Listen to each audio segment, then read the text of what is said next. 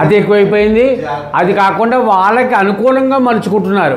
ఉదాహరణకి ఇప్పుడు ఏదో పెళ్లి సంబంధం వచ్చింది, వాడు పెళ్లి కొడుకు ఏదో 10 కోట్లు సంపాదిస్తాడు, ఏదో ఆస్తుపాస్తులు ఉన్నాయి, అన్నీ బాగున్నాయి. కాకపోతే వాళ్ళకి ఇంకా సరిపోలేదు అంటే మా పంతులు గారంటే లేకపోతే మా సిద్ధాంత్ గారంటే సరిపోలేదన్నారండి, తప్పించుకుంటున్నారు. అదేటే అది లగ్నాల బాగున్నాయి, కుజ దోషం లేదు, గురు బలం ఉంది, లేదా శుక్రబలం ఉంది, లేదా రవి బలం ఉంది, ఆ బలం ఉంది, ఈ బలం ఉంది మేము చెప్తుంటే లేదు మా గురుగారు వద్దన్నారండి. తప్పించుకోవడం దానికి కారణం ఏంటంటే ముఖ్యంగా తల్లిదండ్రుల యొక్క స్వార్థం. ముఖ్యంగా ఆడపిల్లల్ని ఇవ్వడానికి ఇబ్బంది పడుతున్నారు. ఎందుకంటే ఆ అమ్మాయి ప్రతి వాళ్ళు పూర్వంలా కాకుండా ఆడవాళ్ళు కూడా సంపాదన చేస్తున్నారు. ఇప్పుడు సంపాదించడం వల్ల వారికి కుటుంబం గడుస్తుంది. ఈ అమ్మాయికి పెళ్లి చేసేస్తే వారికి సంపాదన ఉండదు, వాళ్ళ కుటుంబం మన కూడా చాలా కష్టం అవుతుంది. ఆ విధంగా ఆలోచించి ఇంతమంది సంబంధాలు చేరకొడుతున్నారు తల్లిదండ్రులే.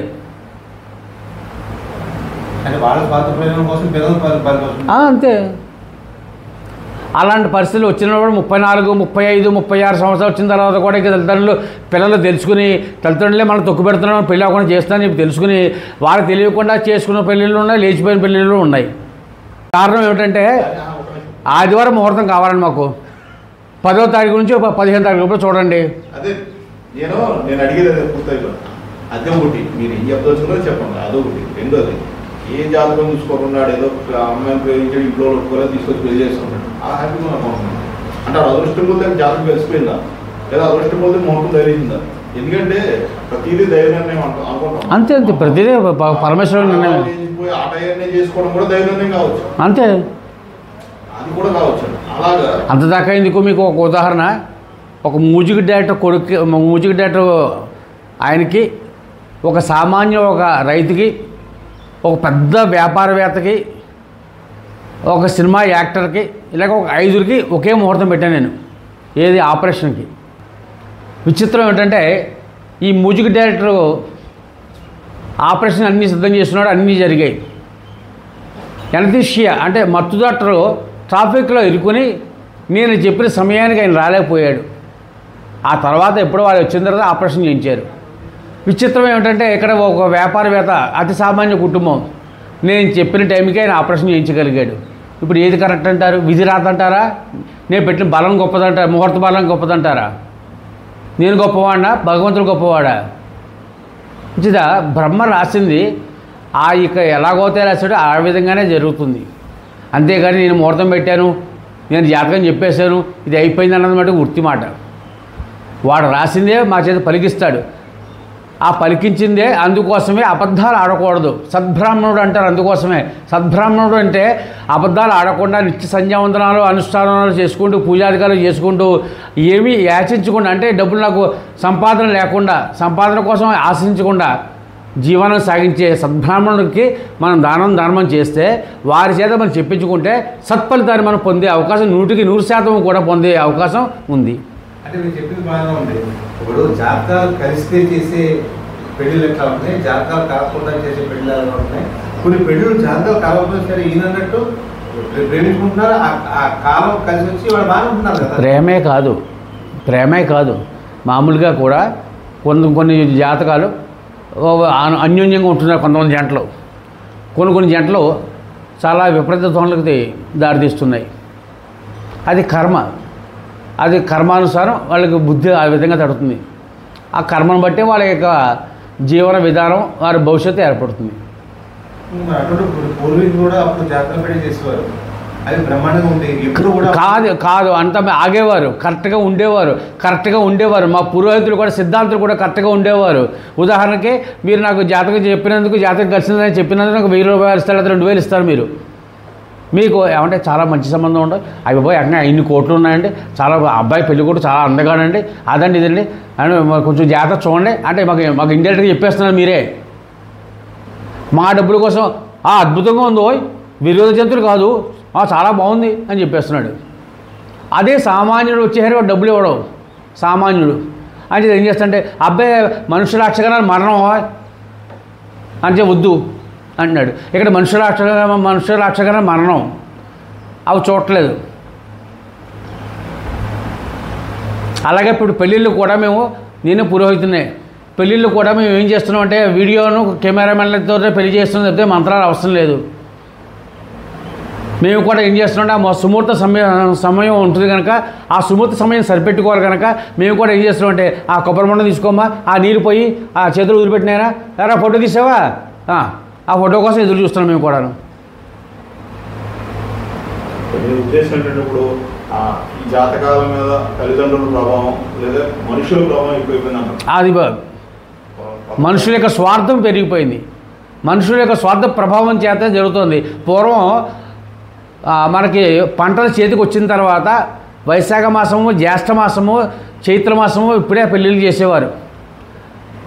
ఈ లోపల పెళ్ళిళ్ళు నిర్ణయించుకుని బలమైన ముహూర్తం ఉంటే ఆ ముహూర్తం కోసం ఎదురు చూసేవారు. ఒకవేళ బలమైన ముహూర్తం ఈ సంవత్సరం విశ్వాసనామ సంవత్సరం లేదు అని మాలాంటి పండితులు చెప్తే మళ్ళీ 2 సంవత్సరాలు 3 సంవత్సరాలు ఆగేవారు. ఎంతమంది ఆగుతున్నారండి? నేను కాకపోతే ఇంకో సిద్ధాంతి, ఇంకో సిద్ధాంతం దగ్గరికి వెళ్ళిపోతున్నారు. వాడి డబ్బుల కోసం, వాడి స్వార్థం కోసం వాటిని ఏదో ఒకటి పెట్టేస్తాడు. ఏకాదశి చాలా మంచిదో మీకు తెలుసు. జ్ఞానం ఏంటంటే ఏకాదశి మంచిది, దశమి మంచిది, పంచమి మంచిది, సప్తమి మంచిది, ఇవే తెలుసు మీకు. అక్కడేమో చతుర్థ స్థానం శుద్ధి అవ్వాలి, అష్టమ స్థానం శుద్ధి అవ్వాలి, లేదా సప్తమ స్థానం శుద్ధి అవ్వాలి, ఈ గురుబలం ఉండాలి, లేదా శుక్రబలం ఉండాలి, లేదా రవిబలం ఉండాలి. ఒక్కొక్క దానికి ఒక్కొక్క ఇది ఉంది. అవి నిర్ణయించే పరిస్థితులు మీకు తెలియవు. మీకు కావాల్సిందంటే ఏకాదశి గురువారం అయిందో అద్భుతంగా ఉందో అంటాడు. మరి ఇంకే ఏకాదశి పెట్టండి. కాబట్టి శనివారం రాత్రి చూడకూడదని ముహూర్తం, ఆదివారం సెలవుగా పడుకుంటాం శుభ్రంగా. మీ ఉద్దేశంలో పెళ్లి ముహూర్తం పెట్టడానికి ప్రధానంగా లగ్న బలం చూసుకోవాలి, చంద్రబలం చూసుకోవాలి, తారాబలం చూసుకోవాలి, గురుబలం చూసుకోవాలి. షష్టాష్టమయ్య స్థానాల్లో కనుక చంద్రుడు ఉండకూడదు. అలాగే ఇంకా లోతుకు వెళ్తే వారి యొక్క వ్యక్తిగత జాతకాలను బట్టి, ఆ లగ్నాన్ని బట్టి షష్టాష్టమయ్య లగ్నాలు ముహూర్తాలు పెట్టకూడదు, నిర్ణయించకూడదు. పూర్వీకులు అలా నిర్ణయించేవారు, అలా చేసేవారు. ఉదాహరణకి లీలావతి గణితం అని చెప్పేసి ఆయన పేరు ఇప్పుడు గుర్తు రావట్లేదండి. ఓ మహానుభావుడు తన కుమార్తెకి జాతకం చూశాడు. వైధవ్య యోగం ఉంది, ఏమైనా సరే ఆ వైధవ్య యోగాన్ని తప్పించాలని చెప్పేసి ఆయన ఏం చేశాడంటే, ఆ రోజుల్లో గడియారాలు అవి లేవు కదా, కొండకి చిల్లు పెట్టి ఆ డ్రాప్ ఆ పడుతుంది, దాన్ని బట్టి లెక్కెట్టుకుని గడియలు నిర్ణయించేవారు. అలా పెట్టాడు ఆయన. సుముహూర్తం దగ్గరికి సమీపిస్తోంది. ఆ డ్రాప్ పడుతుంది, చూసుకున్నాడు హస్తమాటును, బాగానే పడుతోంది. కరెక్ట్గా సుముహూర్త సమయానికి దానికి పొల్ల కూడా అడ్డుపడి దారం నీరు కారణం ఆగిపోయింది. ఏమైంది? కర్మ తప్పించి ఎవరి వల్ల కాదని చెప్పేసి అలాగే ఇంకా ఎప్పుడోటప్పుడు సుముహూర్తం చేశాడు ఆయన. అలాగే ఆ అమ్మాయికి వైధవ్యం సంభవించింది. ఆ తర్వాత ఆ భర్త చనిపోయిన తర్వాత ఆ అమ్మాయి పేరు మీద లీలావతి గణితం అని చెప్పేసి రాయడం జరిగింది ఆయన. ఆ లీలావతి గణితం ఇప్పటికే మన దగ్గర చాలామంది చాలా మహామహాం పండితులకే కొరకరాని కొయ్యి అది. దాన్ని సాధించే ప్రయత్నం చేస్తున్నా. ముఖ్యంగా సైంటిస్టులు కూడా అది ఉపయోగపడుతుంది. అది ఖగోళం గురించి బాగా వివరంగా ఉంది అది. ఆ గణితం బీజగణితం, ఆ గణితం కట్టాలంటే చాలా కష్టం. ఆ రోజుల్లో అంత కష్టపడేవారు, అంత జాగ్రత్తలు తీసుకునేవారు. ఇప్పుడు అంత జాగ్రత్తలు ఎక్కడున్నాయి? అంతలాగా ఎవరు ఎదురు చూస్తున్నారండి? ఉదాహరణకి ఇప్పుడు ఈ సంవత్సరానికి ముహూర్తం లేదంటే సంవత్సరం వరకు మీరు ఆగుతున్నారా? మా అమెరికా వెళ్ళిపోవాలి మా అబ్బాయి, లేకపోతే మా అమ్మాయి వెళ్ళిపోవాలి, లేకపోతే ఉద్యోగం సెలవులు లేవు, లేకపోతే ఉద్యోగం మానేయమంటున్నాడండి, మరి ఏం చేయమంటారు? పర్లేదు విధియా సోమవారం పెళ్ళిళ్ళు చేయకూడదు, శుభకార్యాలు చేయకూడదు. శుభకార్యాలు అంటే పెళ్ళిళ్ళలోనూ అవి చేయకూడదు, నిశ్చితాంబూలాలు చేయకూడదు, పెళ్లి సంబంధించి మాట్లాడకూడదు. చేస్తున్నామా మనం? ఈవేళ మార్పు వచ్చింది. సోమవారం కూడా పెళ్ళిళ్ళు చేయించేసి, సోమవారం కూడా నిశ్చితార్థాలు చేయించేసి ఈవేళ మార్పులు వచ్చాయి. మా నాన్నగారు సోమవారం పెళ్లి ముహూర్తాలు పెట్టరు, మంగళవారం భూమి పనులు చేయకూడదు, వాస్తు చూడకూడదు. అవన్నీ కూడా మేము ఇప్పటికీ కొనసాగిస్తున్నాం. సోమవారం మేము ఖాళీగా ఉంటాం, పెళ్లి ముహూర్తాలు ఉంటాం, మాకు ఎవరు రారు. మంగళవారం వాస్తు ఏమీ చూడం మేము. చేత ఇలాంటివన్నీ కూడా పూర్వీకులు అనేక నిర్ణయించి వాళ్ళు ఖచ్చితంగా పాటించేవారు, ఆచరించేవారు. ఇప్పుడు ఆచరణ లేదు, అవకాశం స్వార్థం పెరిగిపోయింది తప్పితే బలమైన ముహూర్తాలు సిద్ధాంతి కూడా బలమైన ముహూర్తం పెట్టే అవకాశం వాడికి ఇవ్వట్లేదు. సిద్ధాంతి కూడా మీరు అన్నట్టు తల్లిదండ్రుల ప్రభావం కావచ్చు, లేకపోతే మీరు సిద్ధాంతం ప్రభావం కావచ్చు, ఏదో మొత్తం పెట్టేస్తున్నారు, తర్వాత ఏదో పరిహారం చేద్దాం అనుకుంటున్నారు. ఈ పరిహారం ఎంతవరకు దాని ప్రభావం చూపిస్తుంది? ఈ పరిహారాలు కూడా సరైన పరిహారాలు చేయాలి. ఏమైపోయిందంటే ఇప్పుడు అది కూడా నేను నిజం మాట్లాడుతున్నాను అంటే కానీ ఎవరిని విమర్శించడం కాదు. ఇది ఏమిటి అంటే మీకు తృప్తి కోసం అక్కడ ఇంత మంట వేసాడు, ఇంత పొగ పెట్టేయడం, ఇన్ని ద్రవ్యాలు వేయించేయడం, ఈ విపరీతమైన డబ్బులు ఖర్చు పెట్టించేయడం, తద్వారా దాంట్లో మాకు సంభావన మేము తీసేసుకోవడం, ఇది జరుగుతున్న రహస్యం. కొంతమంది జపాలు కూడా సరిగ్గా చేయట్లేదు. మీ దగ్గర జపాలు చేస్తున్నాం, పూజలు చేస్తున్నాం, హోమాలు చేస్తున్నాం చెప్పేసి కొంతమంది ఫోటోలు పంపించేస్తున్నారు. లేకపోతే కొంతమంది ఇంతమంది బ్రాహ్మణులు పెట్టాం, ఎంతమంది పరిస్థితి ఉందని చెప్పి ఫోటోలు ఇస్తున్నారు, ఫోటోలు పంపించేస్తున్నారు. మీకు ఆన్లైన్లో డబ్బులు ఇస్తున్నారు. మీకు ఖాళీ లేదు, కనీసం గుడికి వెళ్ళే టైం కూడా మీకు లేదు, కొబ్బరికాయ కొట్టే టైం కూడా మీకు లేదు. మీరు పూజ చేసేయండి, మీకు డబ్బులు ఇస్తాం, ఎంత చెప్పండి అంటున్నారు. అప్పుడు ఏం చేయాలి? ఎందుకంటే మాకు జీవనాధారం పూర్వం ఏంటంటే పురోహితులు అంటే పూర్వంగా హితవు చేయవాడు. అందుచేత పురోహితులకి కందులు ఇచ్చేవారు, మినుగులు ఇచ్చేవారు, పెసలు ఇచ్చేవారు, బొబ్బలు ఇచ్చేవారు, బియ్యం ఇచ్చేవారు, ధాన్యం ఇచ్చేవారు, కూరగాయలు ఇచ్చేవారు, పళ్ళు ఇచ్చేవారు. దసరాకి, సంక్రాంతికి, వాటికి అల్ల సందర్భంలో బట్టలు పెట్టేవారు. అప్పుడు మాకు డబ్బుతో పని ఉందండి, మాకు ఆశించవలసిన అవసరం ఉంది. ఇప్పుడు శివనారాయణ గారు బాగుండాలి. ఒరే శివనారాయణ, ఒరే నీకు రేపు అక్టోబర్ నుంచి బాగోలేదురా, నువ్వు శివాలయంకి వెళ్ళు అని చెప్పి పురోహితులు నిర్ణయించి ముందుగా చెప్పి వాళ్ళ యొక్క సలహాలు సూచనలు ఇచ్చేవారు. ఇప్పుడు ఎంతమంది సూచనలు ఇస్తున్నారు? ఎంతమంది పురోహితులు అలా చేస్తున్నారు? ఎంతమంది యజమానులు వింటున్నారు? పోనీ ఆయనని.